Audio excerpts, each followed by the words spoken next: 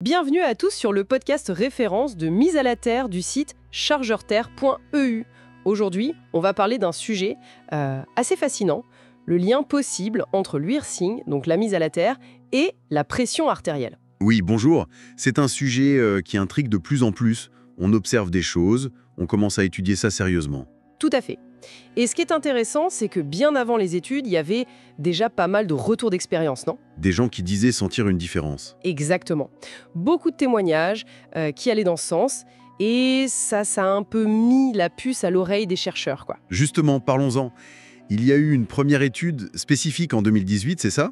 Sur earfing et hypertension? Oui, c'est ça, une étude pionnière, même si elle portait sur un petit groupe, 10 patients hypertendus, ils ont pratiqué la mise à la terre pendant plusieurs mois. Et les résultats? Plutôt encourageant. Ben oui, les résultats ont montré des améliorations significatives de leur pression artérielle.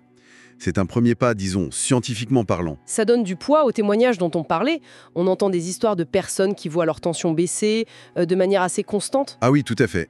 Et parfois, c'est assez spectaculaire, au point que certains médecins envisagent de réduire les médicaments antihypertenseurs, voire de les arrêter, mais toujours sous contrôle, bien sûr. On imagine bien. Des exemples concrets, peut-être ? Oui, on a des cas variés, genre la mère d'une personne qui témoigne, assez âgée, sous traitement lourd, qui a vu sa tension bien diminuer, ou même des améliorations chez des enfants, le fils d'un autre témoin. Bon, ça reste des cas isolés, mais ça illustre bien. Le docteur Steven Sinatra, un cardiologue connu qui s'intéresse au sujet, et il va un peu dans ce sens aussi, non ? Oui, il suggère que le earthing pourrait potentiellement réduire la tension. Mais attention, il insiste beaucoup sur un point très important. Ah oui ? Lequel? Essentiel, oui. Si une personne est déjà sous traitement pour l'hypertension, il faut absolument en parler à son médecin avant de commencer le earthing. Et continuer à surveiller sa tension de près. C'est logique pour ajuster le traitement si besoin. Exactement. En discuter avec le médecin. Ce n'est pas du tout une solution miracle qui remplace le suivi médical, faut être clair là-dessus. C'est une précaution indispensable. Mais alors, comment ça pourrait marcher ce truc ? Comment le simple fait d'être connecté à la Terre pourrait agir sur la tension ? Alors, il y a plusieurs hypothèses. La principale, c'est un effet sur le système nerveux autonome. En gros, ça aiderait à basculer du mode stress, le sympathique, vers le mode calme et récupération, le parasympathique. D'accord, moins de stress en quelque sorte. Voilà. On observe aussi une tendance à la normalisation du cortisol, l'hormone du stress, et puis des effets positifs sur le sommeil, sur la réduction de l'inflammation, de la douleur. Donc, si je résume, moins de stress, meilleur sommeil, moins d'inflammation, tout ça, on sait que ça joue sur la tension.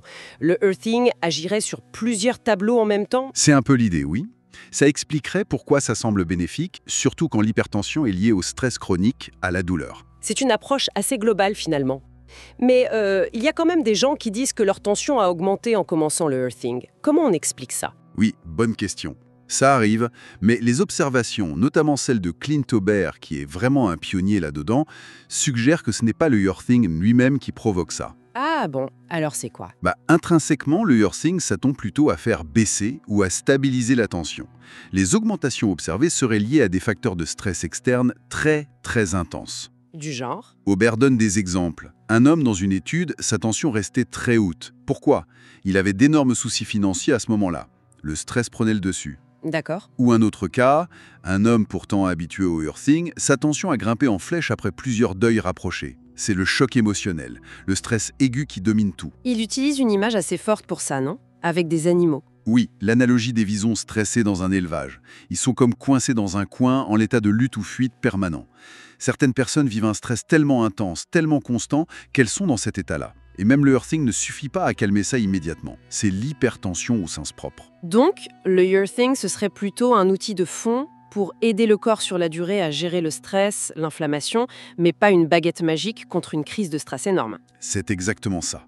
C'est une approche complémentaire, naturelle. Ça peut vraiment apporter des bénéfices pour mieux gérer le stress chronique et donc potentiellement l'hypertension. Et pour pratiquer, il existe des solutions pour chez soi ? Oui, bien sûr. Il y a des dispositifs spécifiques, comme des tapis, des draps conducteurs. On trouve ce genre de choses sur des sites spécialisés comme chargeurterre.eu par exemple.